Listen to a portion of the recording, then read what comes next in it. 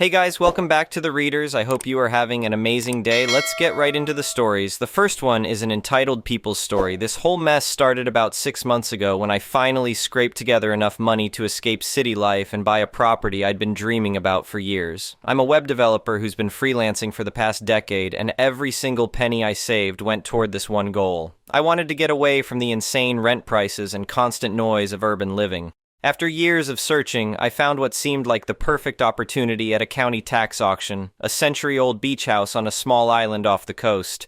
The island isn't some fancy resort destination. It's about a 30-minute ferry ride from the mainland with maybe 200 year-round residents. Most are either old fishing families who've been there for generations or newer folks like me looking for a quieter life. The ferry only runs a few times a day, so you really have to plan your trips to the mainland. The house itself was definitely a fixer-upper. We're talking about a cedar shingle cottage that had been neglected for years. The paint was peeling everywhere, the front porch had a noticeable sag, and the stone fireplace had seen better days. But the bones were good, and I could see the potential. Plus, at the price I paid at the tax auction, I figured I could afford to put some sweat equity into making it beautiful again. I spent the first few weeks after moving in doing basic repairs and cleanup. I cleared out years of overgrown beach roses from the yard, put plastic sheeting over some broken windows, and started making a list of everything that needed attention. The locals seemed friendly enough. People would wave when I walked to the general store, and a few neighbors even stopped by to introduce themselves. That all changed about 3 weeks after I moved in.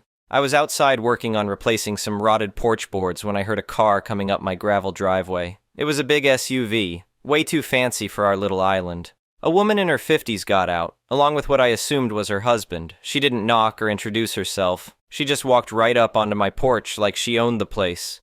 The woman looked me up and down with this disgusted expression and said she wanted to know what I thought I was doing on her grandfather's property. I was confused and told her I'd just bought the house. She let out this bitter laugh and said that was impossible because the house had been in her family for generations. I tried to stay polite and pulled out my phone to show her the digital copy of my deed and the tax sale certificate. She barely glanced at it before waving it away, claiming they had to be forgeries. She insisted her grandfather would never sell the family home because he loved it too much. Then she reached into her purse and pulled out this old brass key. She held it up like it was some kind of smoking gun and told me it was the original key to the front door that her grandfather had given her personally. She said it was a family heirloom and bet my new key didn't look anything like hers. I have to admit, that threw me for a loop. Why would she have a key if she didn't have some connection to the place? But I stuck to my guns and told her I had all the legal paperwork proving I owned the house fair and square. She got really angry then and started yelling about how I was just another predatory developer taking advantage of vulnerable old people. Her husband just stood there silently, trying to look intimidating. Before storming off, she shouted that I hadn't heard the last of this, and that everyone on the island would know I was a thief. I thought maybe that would be the end of it, but I was so wrong. Within a few days, I noticed the atmosphere on the island had completely changed. The friendly cashier at the general store started giving me cold stares. Neighbors who used to wave when they saw me would turn away or cross the street. One morning, when I was walking to get coffee, I heard someone mutter, "Vulture," as I passed by. It was clear this woman had been spreading her story around the island, and people were buying it. I started feeling like an outsider all over again, which was exactly the opposite of what I'd hoped for when I moved here. But the harassment didn't stop at gossip. Within a week, I started noticing the woman and her family hanging around my property. They'd show up and have picnics on my front lawn just outside my windows. They'd leave their trash behind and act like they had every right to be there. I caught them peering through my windows when they thought I wasn't home. I put up some no trespassing signs, but that just seemed to make things worse. A few days later, I got a formal-looking letter in the mail. It wasn't from a lawyer's office, but it was typed on fancy letterhead and written in very official language. The letter claimed that while I might have some kind of deed to the property, her family had an undeniable ancestral easement that gave them the right to access the beach through a path on my property. It said her family had been using this path for over a century and would continue to do so regardless of who claimed to own the house. At this point, I was getting really frustrated. I'd used up all my savings to buy this place, and now I had some entitled woman trying to claim it belonged to her family. I decided I needed to fight back, but I wanted to be smart about it. I took the ferry to the mainland and spent an entire day at the county records office. I wasn't just looking at my own paperwork. I wanted to understand the complete history of the property going back as far as I could find. I also stopped by the local historical society to see what they might have on file. What I found was eye-opening. The woman's grandfather hadn't been tricked into selling the house. According to the county records, he'd stopped paying property taxes more than 10 years ago. There was a long paper trail of delinquency notices, warnings, and finally the foreclosure notice that led to the public auction where I bought the house. All of these notices had been sent to the family's registered address. This wasn't some case of a vulnerable old man being taken advantage of. He'd simply stopped paying his taxes and lost the house as a result. The family had been notified 17 different times over the course of a decade. It looked like the grandfather had been too ashamed to tell his family what had happened, so they'd created this narrative about the house being stolen from them. But I found something else in those old records that really caught my attention. Buried in the original 1922 deed was a clause about the beach access easement the woman had mentioned. It did exist, but there was a catch that I doubt she knew about. The easement came with specific conditions written in old-fashioned legal language.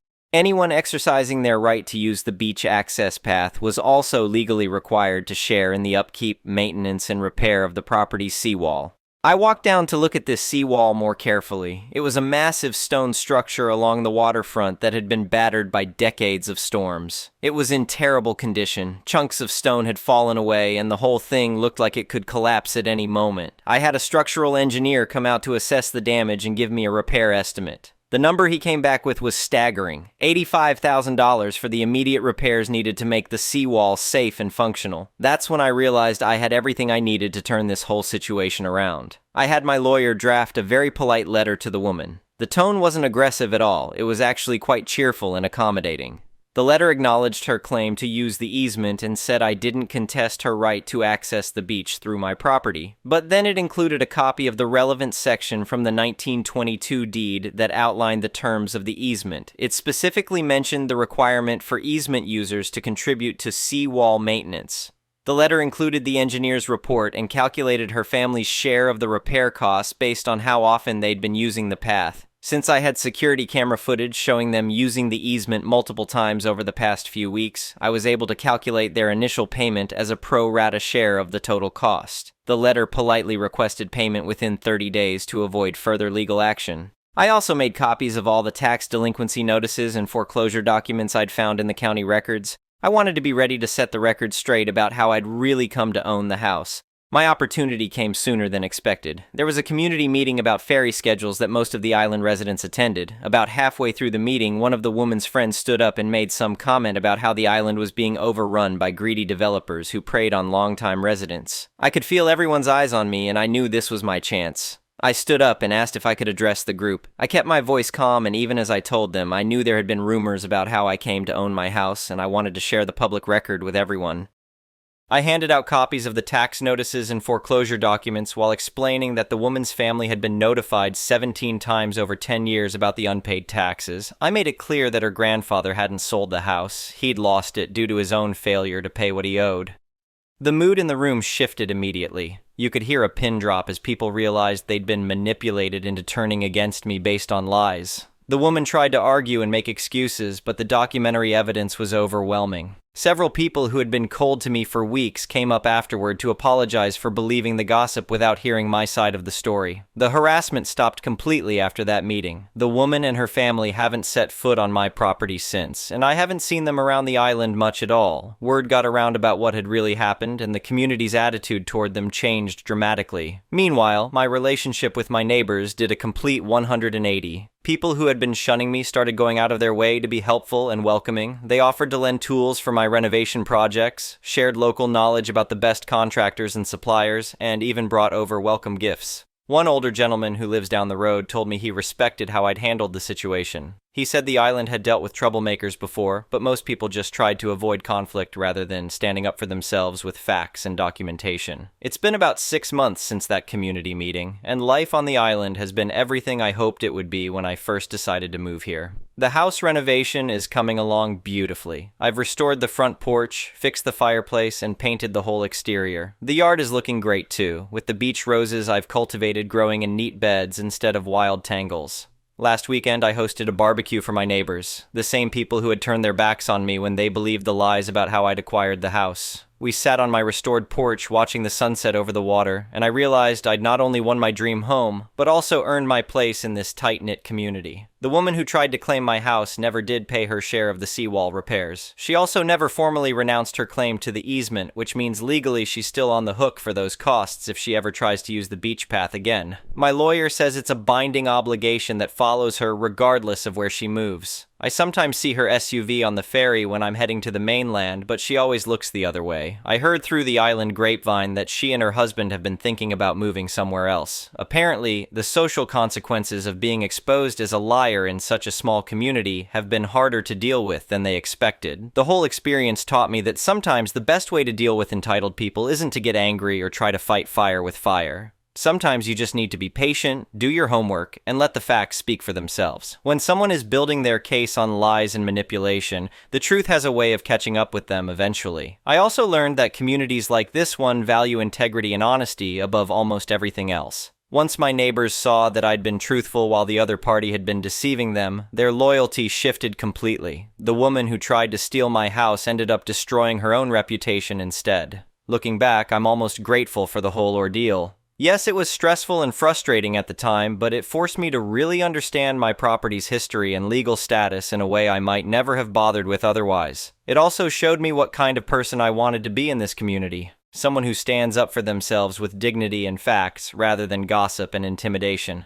The house is almost completely renovated now, and I couldn't be happier with how everything turned out. I've got the quiet island life I always wanted, genuine friendships with my neighbors, and the satisfaction of knowing I earned my place here through honest dealing and hard work.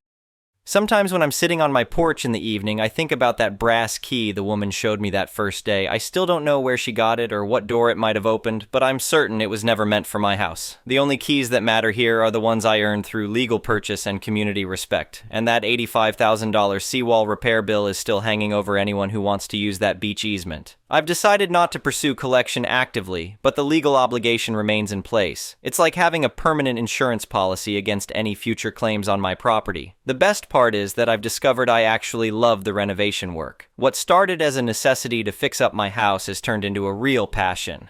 I'm already looking at other distressed properties on nearby islands, thinking about future projects. There's something satisfying about taking a neglected place and bringing it back to life. Who knows, maybe I'll make a side business out of it. The island community has been so supportive of my work here that several people have asked if I'd be interested in helping with their own renovation projects. It could be a nice way to supplement my web development income while staying connected to my neighbors.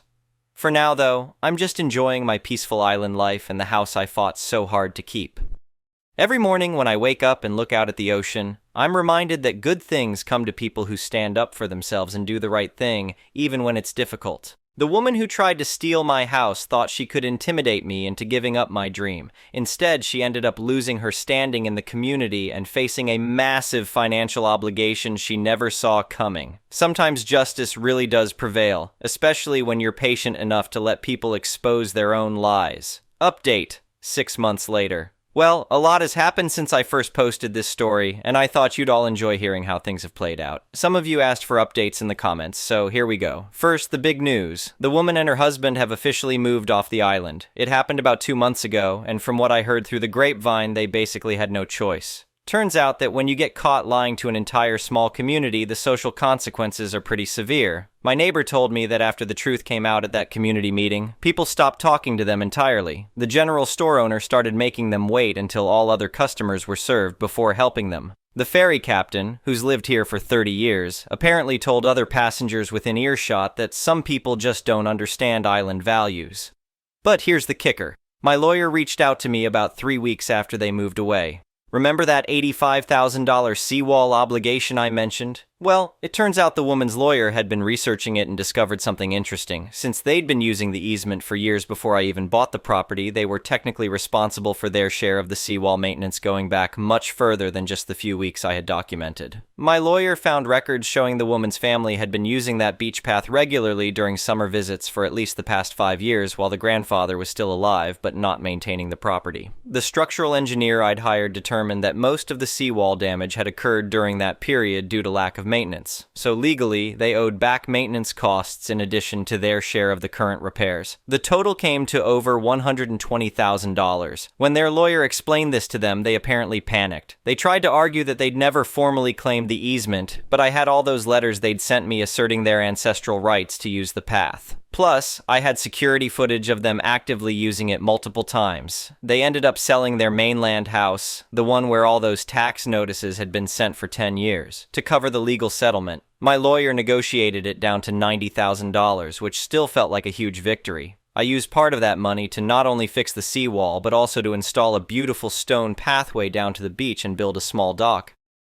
The rest of the money went into finishing my house renovations. I was able to add a second bathroom, completely redo the kitchen, and even build a small workshop behind the house where I can work on future projects. Speaking of future projects, that side business I mentioned has really taken off. Word spread to other islands about my renovation work, and I've now got a waiting list of people who want help fixing up their own properties. It's been amazing. I get to combine my technical skills with hands-on construction work, and I'm making more money than I ever did just doing web development. The island community has really embraced me as one of their own now. Last month, they asked me to join the volunteer fire department, which is a big honor here. Only longtime trusted residents get invited to do that. I've also been elected to the Ferry Service Advisory Committee, which helps plan schedules and advocate for the island's transportation needs with the county. But probably the best thing that's happened is that I met someone. There's another newcomer to the island, a woman who moved here about 2 months ago to take over as the new school teacher. She bought a small cottage about a mile down the coast from me, and we ended up meeting when she hired me to help fix some storm damage to her roof. We've been spending a lot of time together, and she loves hearing the story about how I stood up to the entitled woman who tried to steal my house. She says it shows I'm someone who doesn't back down when I know I'm right, which she finds attractive. We're taking things slow, but I have a good feeling about where it's heading. The house itself is absolutely beautiful now. I finished restoring the stone fireplace, and it's perfect for cozy evenings when the weather gets rough. The front porch is solid and welcoming, with a new porch swing where I like to sit and watch the ferries come and go. I've also started a small garden where those wild beach roses used to grow. I'm growing vegetables and herbs, plus some flowers that can handle the salt air. My neighbor, who's become a good friend, taught me which plants do best in our island microclimate. One funny thing, I found out what that brass key was actually for. The elderly man who lives at the end of my road mentioned that the woman's grandfather used to rent out a small fishing shack that was torn down about 15 years ago. The key was probably from that building, which explains why she had it, but it didn't fit my house. She'd been carrying around this old key and building this whole fantasy story around it. I also learned more about why the grandfather stopped paying taxes on the house. Apparently, he'd developed some gambling problems in his later years and had gotten into serious debt. Rather than tell his family he was in financial trouble, he just let the house go into foreclosure and made up stories about still owning it. It's actually pretty sad when you think about it. The woman's family dynamics were apparently pretty dysfunctional too. My neighbor told me that after the truth came out, there was a big family fight about who knew what and when. Turns out some of the other relatives had suspected something was wrong but hadn't wanted to confront the woman about it. As for the legal side of things, my lawyer says the easement issue is permanently resolved. Since they formally disclaimed any future use of the beach path as part of the settlement, no one can ever again claim ancestral rights to cross my property. The county updated the deed records to reflect this, so future owners of my house won't have to deal with this kind of harassment. I've kept all the documentation from this whole ordeal in a file cabinet in my home office. Not because I expect any more trouble, but because it's a reminder of how important it is to know your rights and stand up for yourself when people try to take advantage of you. The security cameras I installed during the harassment are still up and running. They've been useful for keeping an eye on the property when I'm working on other islands, and they've caught some beautiful wildlife footage. Last week I got video of a family of deer that comes down to drink from the stream that runs through my backyard. I've also become something of a local historian, researching the stories behind other old properties on the island. It's fascinating to learn about the families who built these places and how the community has evolved over the decades. The Historical Society has asked me to help with an oral history project they're working on. One thing that really struck me throughout this whole experience was how quickly a small community can turn against someone who violates their trust. The woman went from being a respected summer visitor to being completely ostracized in a matter of weeks. It's a good reminder that reputation matters, especially in places where everyone knows everyone else. I sometimes wonder what would have happened if I'd just backed down when she first confronted me. Would I have lost my house? Would she have eventually tried the same thing with other newcomers? I'm glad I'll never have to find out the answers to those questions. The island has become everything I hoped it would be when I first decided to leave city life behind. I wake up every morning to the sound of waves and seabirds instead of traffic and sirens.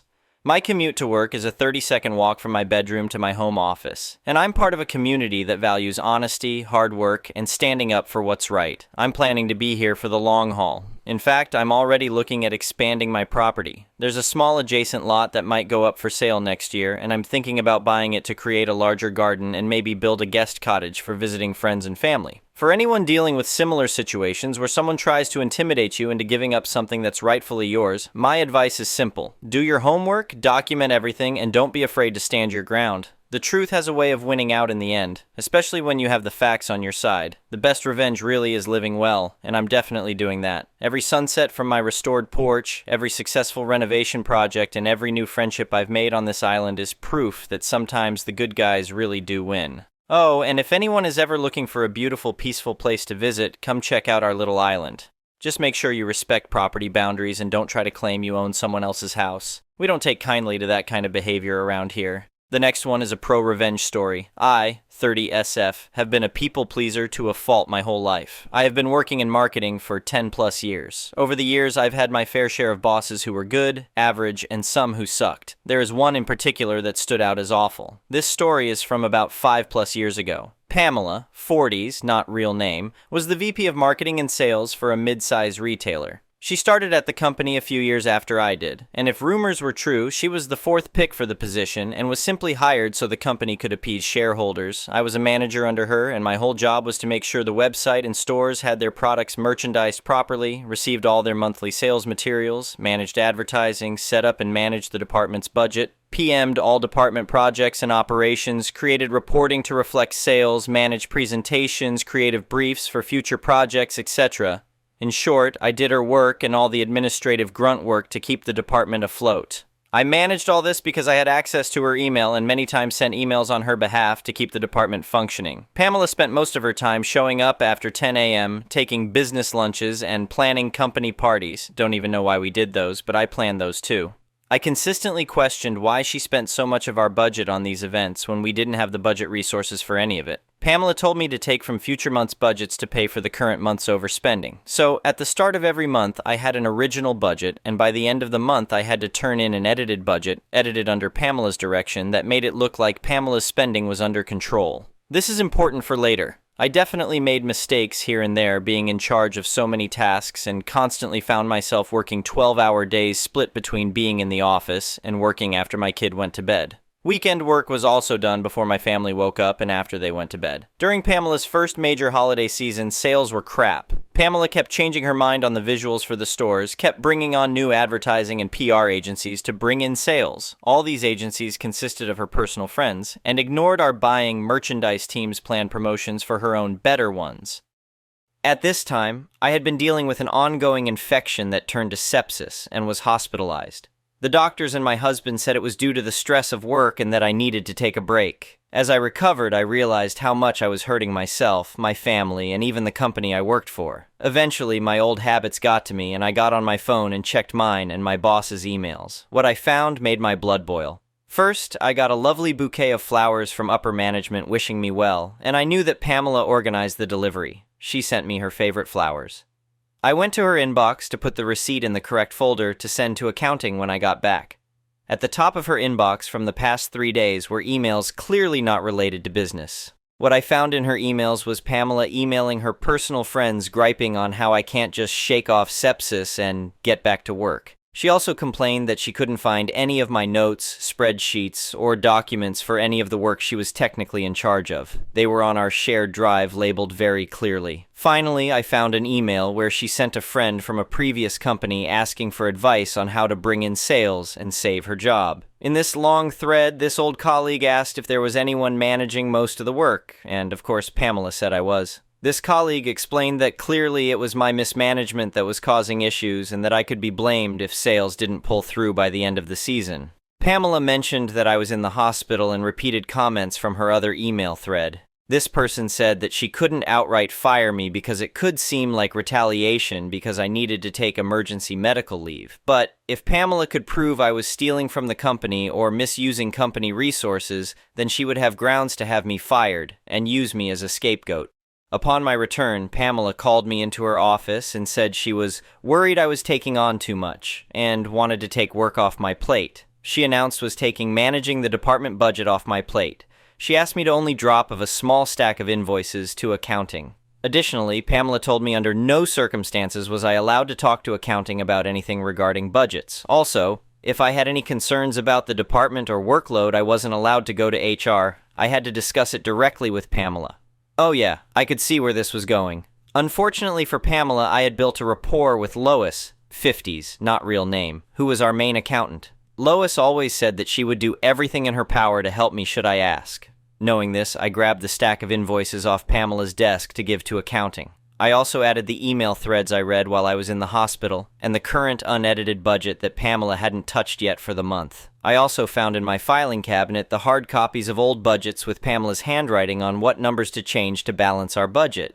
Finally, I added an email from our first round of budget adjustments where Pamela Subtlety threatened to put someone else in my job if I couldn't do what she asked. So I walked and dropped off the invoices to accounting when I bumped into Lois. She brought up invoices, and I sternly looked at her and said, Pamela is the only one in our department that Lois is allowed to talk to about our budget and invoices. Lois saw the suspiciously thick file folder on her desk, gave a firm nod, and lovingly kicked me out of her office. Within the week, Pamela was fired. From what I understand, she has been continually job hopping for the past few years. The CEO and HR brought me in to personally apologize for everything I went through and gave me a paid 1-week vacation to take at my discretion.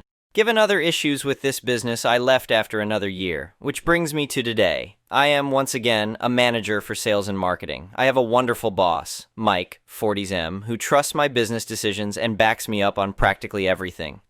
We are hiring my team for me to solely manage and direct. Today, I looked through the applicants and found Pamela's resume sitting among dozens of others. I stared at her name, wondering how many other people share her name. Upon review, yup, it's her. She definitely fell down the corporate ladder, with VP of our old company being the highest title she earned. And, to no surprise, she embellished her achievements, claiming the work I managed as her own, and claimed she generated an 87% sales growth during the holiday season at our previous company. As a people pleaser, who firmly believes in giving everyone a chance, it has never been so satisfying to click disqualified. The next one is a malicious compliance story. I was cooking some empanadas, Argentinian fast food delicacy, and remembered that I learned how to cook them via malicious compliance. Let me explain. I grew up in Argentina in a Catholic family going to a Catholic school in a mostly Catholic country, but even though my family was Catholic, going to Mass wasn't a regular occurrence on our family. Mom would go from time to time. As a family, we would go from time to time, but it wasn't something usual. Since I studied in a Catholic school, most of my close friends did go to Mass every Sunday, around 7 p.m., to a church that was at around 15 minutes walking from home. After Mass, they usually stayed for a little while afterwards, talking about whatever teenage boys and girls talk about. This happens when I was fresh out of high school and starting university, but still living with my parents. In Argentina, there are no huge campus with dorms and stadiums and all that. Most of the people that study at universities still live with their parents and go to uni every day. Also, most of the public ones are very good and free. For some reason, Mom comes one day and starts saying that I have to go to church, that I have to set a good example for my younger brothers and blah blah blah, but just me, not the family, not my parents, just me. By that time, I'm pretty much an atheist, or at least not really into the Catholic Church and all that comes around that, so I have no intention whatsoever to even step inside of a church. Going to a Catholic school sometimes has that effect. I even clashed a lot with religion teachers in the school, arguing and not buying their tales. They couldn't do nothing about it because I was a good student and scored 8, 9S or 10S on everything. B plus or A's are the equivalent. Nevertheless, I say okay to Mom. You don't argue with Mom. She said that I have to go to church. To church I'll go. But she never said that I have to go to Mass. So, at around 6:40 p.m. every single Sunday, I would say bye, I'm going to the church, and go out. But I would stop first at a empanadas joint that was halfway to church, eat a couple empanadas, watch the last soccer match of the day with the employees, learn how to make empanadas the right way, have a chat with the employees, and arrive to church 5 minutes before Mass ended, staying right by the door waiting for my friends to come out of the building, then have a chat and a couple laughs with them and return home afterwards. Mom never found out. This was way before mobile phones. We roamed the streets free by then, and nothing ever happened. But 10 or so years later, with me having moved out of my parents, I told Mom about this. She shrugged and said, well, we all have to disobey our parents sometimes. Anyway, thank you for watching.